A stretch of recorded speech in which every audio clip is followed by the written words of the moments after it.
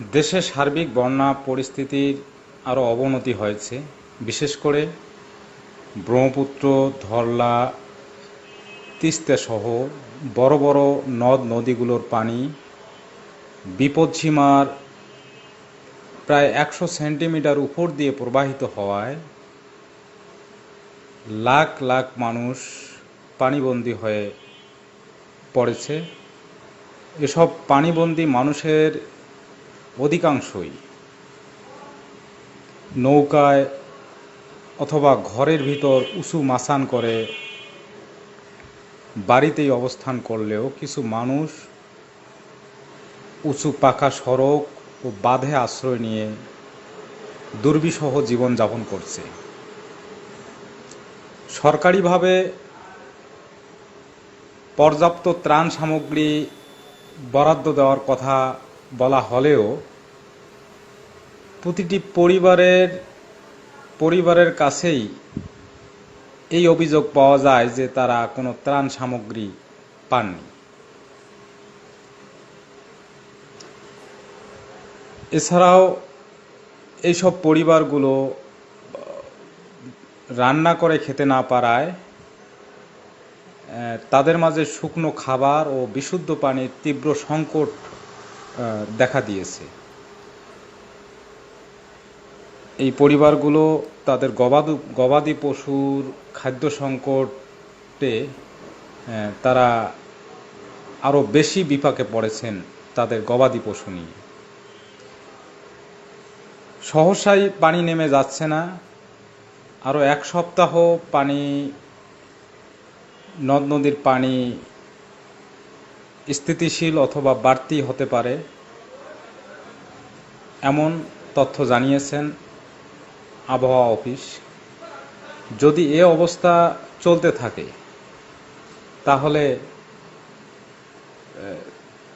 মানুষের দুর্ভোগ চরম থেকে চরমে পৌঁছে যাবে আর রোগ ব্যাধি ছড়িয়ে পড়বে, পানিবাহিত নানান রোগ, এতে করে মহামারীও সৃষ্টি হতে পারে। এজন্যই জরুরি ভিত্তিতে পর্যাপ্ত ত্রাণ সামগ্রী দেয়াসহ পানিবন্দী মানুষেরা যারা এখনও এক বুক এক গলা পানিতে বাড়ির ভিতর নৌকার উপর অবস্থান করছেন, মানুষ নিয়ে ঘরে রয়েছে, কোথাও আশ্রয় নাই নিয়ে যাওয়ার মতো একটা আশ্রয় কেন্দ্র আছে, সেটা ভেঙে শেষ হয়ে যেতেছে। আমাদের সেই রকম শুকনা খাবার দাবারেরও কোনো ব্যবস্থা নাই। কিংবা চেয়ারম্যান এখনো দেখতেও আসে নাই, আমাদের কোনো সাহায্য বা কোনো সহযোগিতা এরকম কোনো কিছু আমাদের করেন। আমাদেরও অনেক কষ্ট। আজ 10 দিন প্রায় বৃষ্টি ঝড়ি, অনেক মাসের ক্ষয়ক্ষতি হয়েছে। এই যে কিছুক্ষণ আগে 1.5 ঘন্টা আগেও অনেকগুলা গরু নিয়ে মানুষ ওই প্রজেক্টে গেল, প্রজেক্টেও মনে হয় পানি উঠতেছে, কিন্তু এখনো মেম্বার চেয়ারম্যান এই এলাকায় আসে নাই, ঢোকে নাই, কোনো এনজিও আসে নাই। তখন আমাদের অনেক কষ্ট। এই যে আমার বাড়িতে 2টা মুরগি ছিল, ওই মুরগি 2টা পাঠা দিলাম অন্য বাড়িতে পাঠা দিলাম। মানে বাথরুম করা কষ্ট, খাওয়া দাওয়ার কষ্ট, মানে শুকনা খাবারও রাখি নেই। বর্ষার মধ্যে যাবতীয় কোনো সাহায্য সহযোগিতা এখন আমাদের এখানে পায় না এলাকার লোকজন। হ্যাঁ, তো এই মনে করেন যে কোনো এনজিও থেকেও ত্রাণ পায় নাই, তারপরে সরকারিভাবে কোনো কিছু ত্রাণ পায় নাই। আমাদের এলাকার লোকজনগুলো যে সমস্যা আছে তাতে এনাদের মনে করেন শুকনো খাবারের ভীষণ প্রয়োজন। শুকনো খাবারের প্রয়োজন মানে এইখানে মানুষ যে টয়লেটে যাবে সে ব্যবস্থা পর্যন্ত মানুষের নাই। হ্যাঁ, মানুষ খুবই ঝুঁকিপূর্ণ অবস্থায় আছে।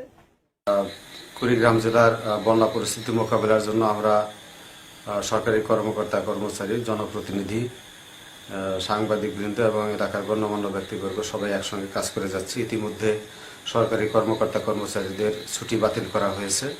জেলা এবং উপজেলা লেভেলগুলোতে কন্ট্রোল রুম খোলা হয়েছে। আমাদের 86টি মেডিকেল টিম ইতিমধ্যে গঠন করা হয়েছে এবং তারা বিভিন্ন জায়গায় কাজ করছে। আমরা সরকারি বরাদ্দ পর্যাপ্ত পরিমাণে পেয়েছি। ইতিমধ্যে 280 মেট্রিক টন জিআর চাউল, 6,75,000 টাকা এবং 2,000 প্যাকেট শুকনা খাবার ইতিমধ্যে বরাদ্দ প্রদান করা হয়েছে। আমাদের হাতে এখনও 520 মেট্রিক টন চাউল এবং 3,25,000 টাকা মজুদ আছে। আমরা যে কোনো পরিস্থিতিতে প্রয়োজন পড়লে এগুলো আমরা দিতে পারবো এবং সবাই মিলে আমরা এই বন্যার যে বিশেষ অবস্থা সেটাকে আমরা সকলের সহযোগিতায় মোকাবেলা করতে পারবো।